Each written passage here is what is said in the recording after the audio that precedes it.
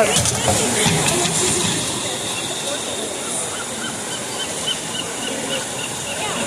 ¿Qué está haciendo?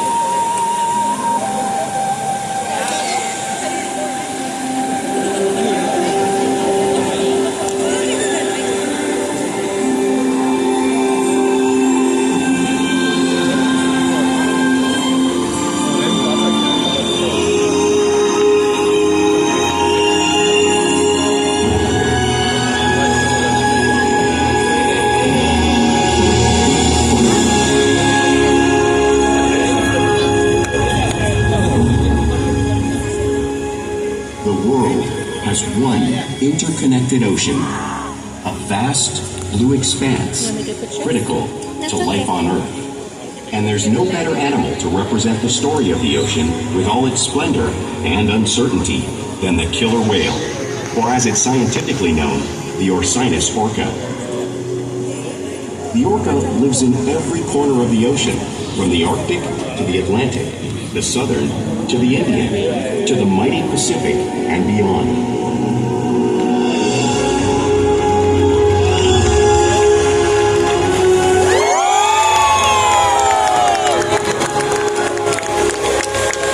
This whale story is the ocean's story, and it is one we all share.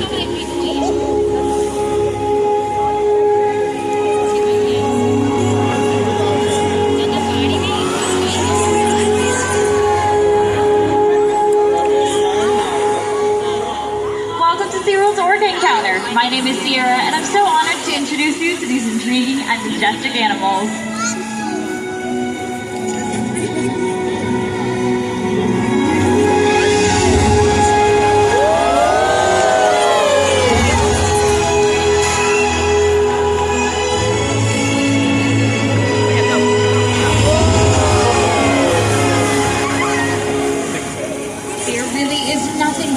Seeing a killer whale up close and learning more about them and their natural behaviors.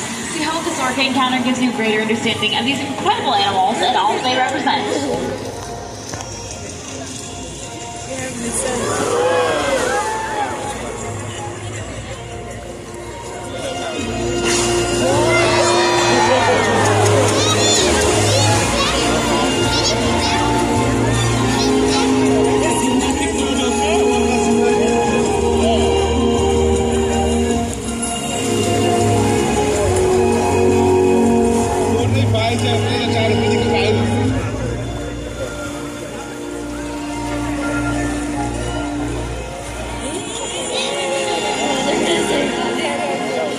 While they are found in every ocean, orcas living off the coast of Iceland are quite different than those near Costa Rica.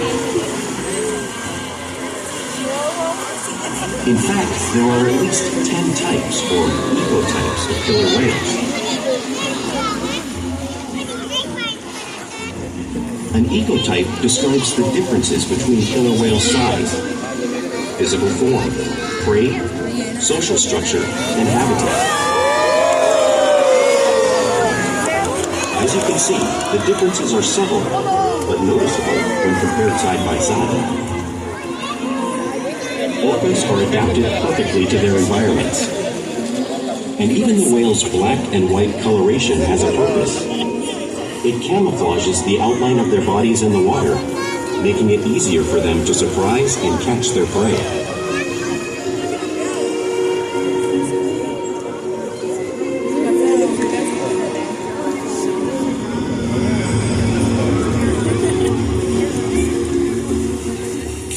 When viewed from above, the black of the whale blends in with the dark depths of the ocean.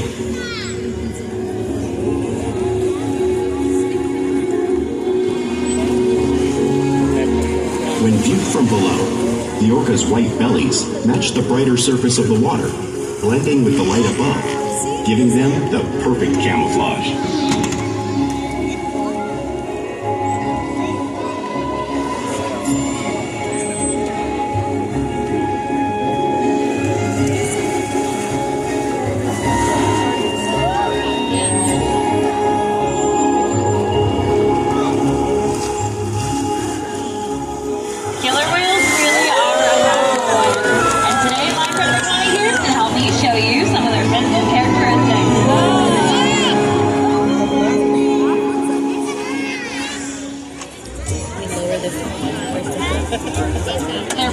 is perfectly located for grabbing a quick breath of air at the surface of the water.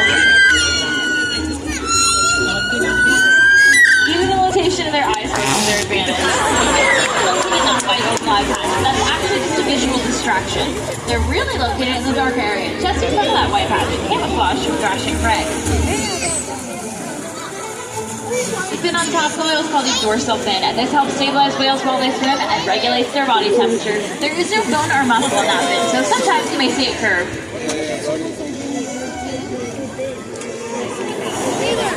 The flippers on either side of the whale are called pectoral flippers, and these help with steering and stopping. If you were to take an X-ray of pectoral flippers, you'd see 5 bony digits, just like in our fins.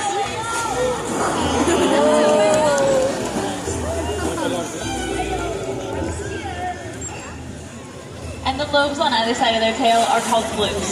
Now, this is the killer whale's engine, propelling them to top speeds of 30 miles an hour, which is as fast as some speedboats.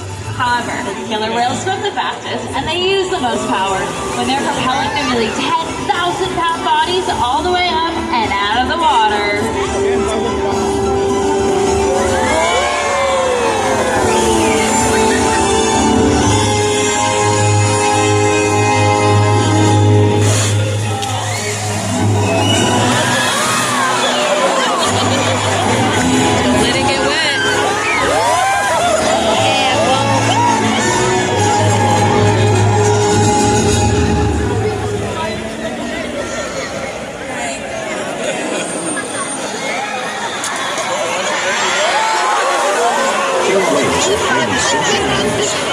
With a well-defined social structure. An orca pod is always like all females. Though just half the size of a male counterpart, she is in charge. It's all about attitude, not size. Because they live and work as a group, orcas need to communicate with sounds and body language. Orcas use clicks for echolocation or navigation.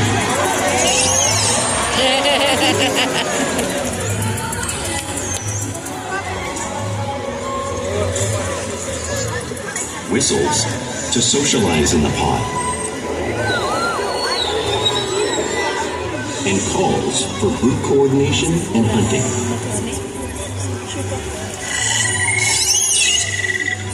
Wait, actually, let me see. Yeah, Chupa.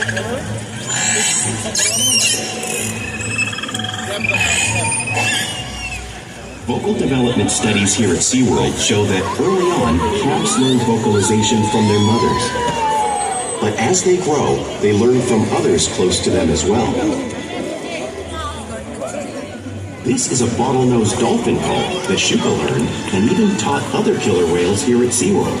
In fact, orcas are the largest members of the dolphin family.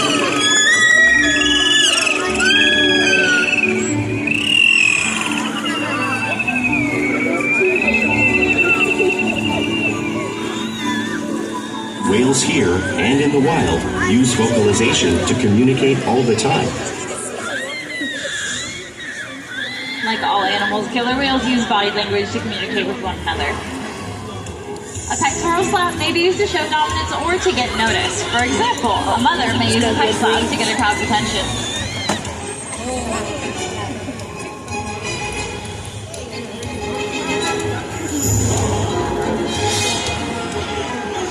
But when they really want to be heard, they agree.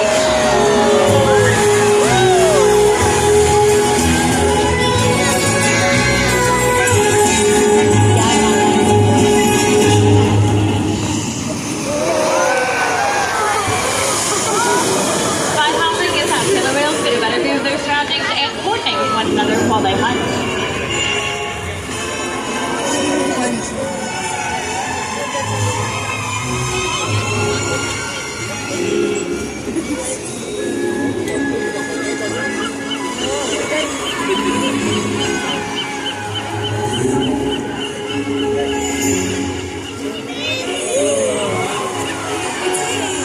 Fluke slaps are another form of communication used by both killer whales in the wild and right here at SeaWorld.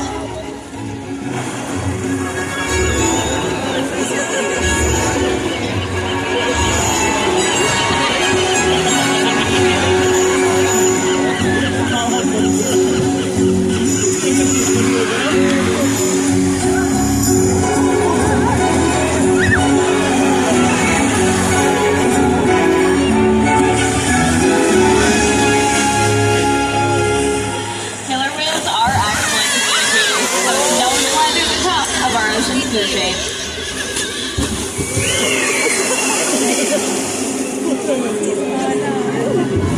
Killer whales work together to rear their young, protect their pod, and most importantly, pursue and catch their prey.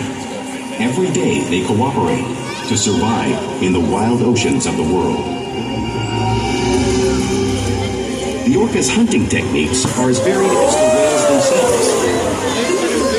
Norwegian killer whales will circle herring, herding them together. The whales use sounds to coordinate with each other and to disorient the herring. With the fish confused and contained, the whales stun them with their powerful tail flukes, making for an easy meal. Someone lost the power.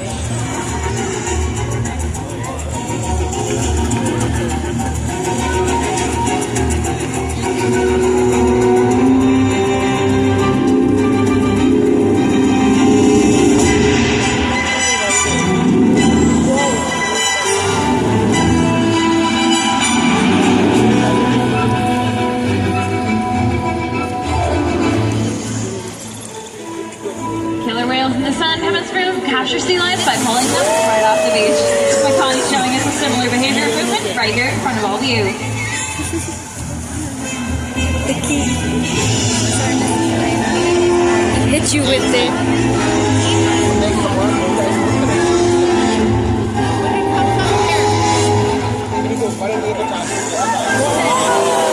And the Arctic orcas will actually make their own waves, knock unsuspecting seals right off of floating ice. Ulises showed you a similar wave-making technique, demonstrating another complex and impressive hunting ability that killer whales have developed all around the world.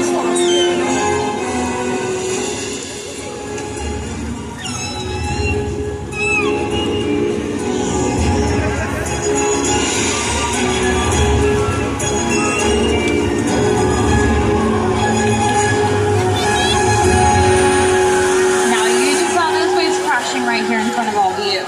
But you can't imagine the true power or the amount of water that's displaced until you experience it for yourself. Luckily, I have two new friends here who have volunteered to help me show you the power of the waves. Come on down, guys. All right, so you can take a seat right there.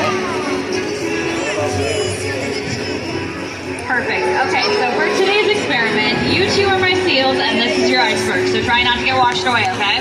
And now I just have one question for you guys. Are you ready to get wet? Yeah? What do we think, everyone? Do we think they're ready to get wet? I think so!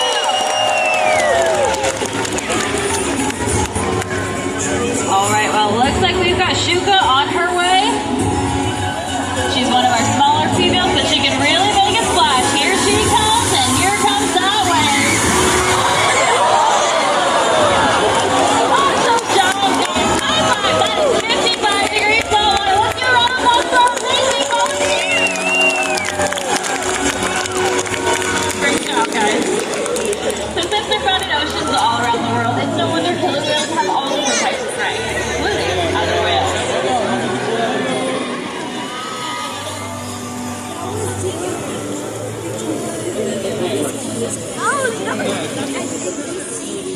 The blue whale that you see on the screen is the largest animal on Earth. It's 5 times longer and 50 times heavier than a killer whale. So how does whale size of Shuka, for example, take on a whale that size in the wild? Well, it's all possible because killer whales are the ultimate team players.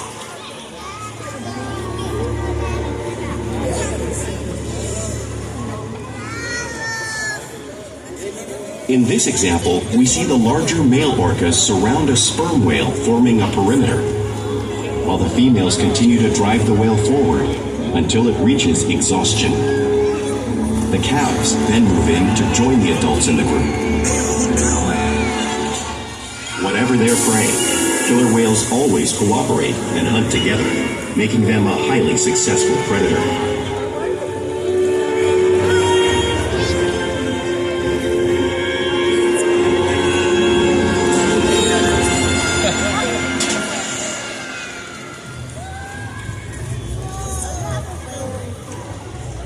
Play is an important part of everyday life for killer whales. It's how they teach their independence and practice their skills as they grow.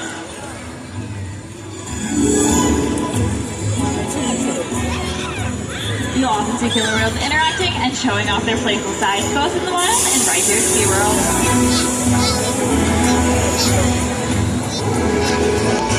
Porpoising is when a killer whale swims really fast to the surface of the water, breaking out just briefly.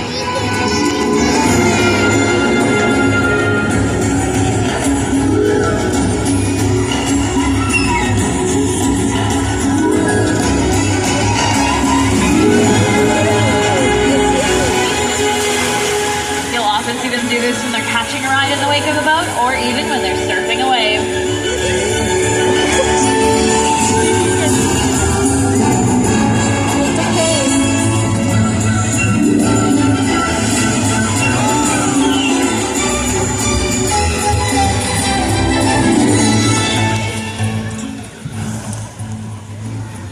Like to be touched and will rub their bellies on rocks in the wild when they can. We see our whales show similar behaviors every day, just like the whales would in British Columbia.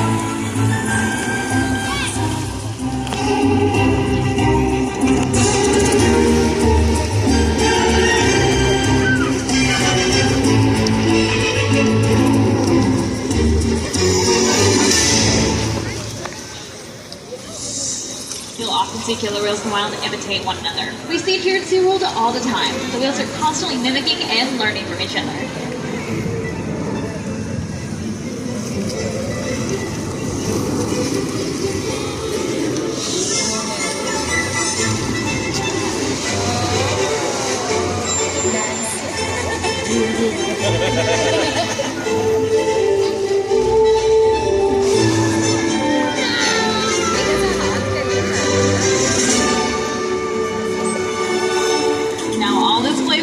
Does have a purpose. For example, a tail whip may be used in hunting to stun prey. However, today I've got a feeling these guys just might be stunning all of you instead.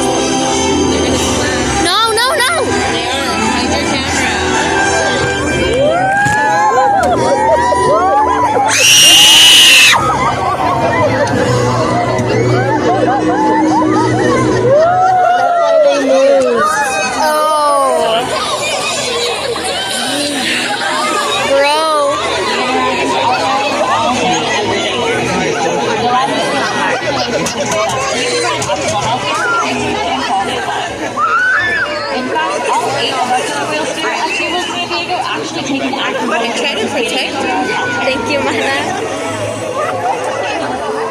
We train a variety of husbandry behaviors here at SeaWorld. For example, athletes like the percentage of kids who help them need to obtain a long-term blood sample to monitor their overall health.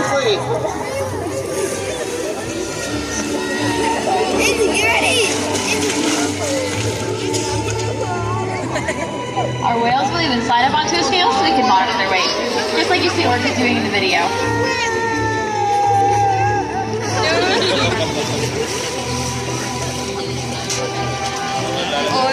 We're even able to obtain a breast sample all because of relationships we build every day here at SeaWorld.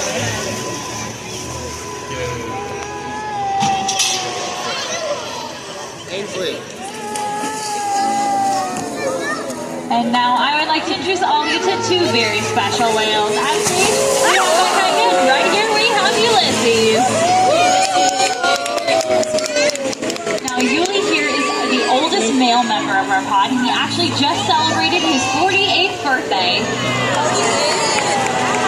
He's a very stoic, calm personality, and it takes a little while to build a relationship with him. That makes that relationship all the more special once you do. Ulises inspired thousands of guests all around the world, and hopefully today, all of you as well. We challenge our whales every day to learn new things, to engage and stimulate their minds. Diet, exercise, and of course play all keep these whales in great shape. The whales here at SeaWorld have helped killer whales in the wild by participating in many research studies. One ongoing study monitors the whale's heart rate and breathing to understand how marine noise pollution from ship engines and other sources affect wild populations. In another study, scientists from NOAA, the National Oceanic and Atmospheric Administration, took measurements of the killer whales living here, including pregnant whales. By comparing these measurements with drone footage of killer whales in the wild, scientists are able to monitor the wild population's nutritional and reproductive states. Did you take most of it? Research has been done here at SeaWorld on the mother whale's milk composition. This research will help create an effective model to understand how toxins in the ocean impact wild killer whales and their milk supply. What we learn from the whales in our care every day is actively helping whales in the wild survive. And just by being here today, you support research and conservation.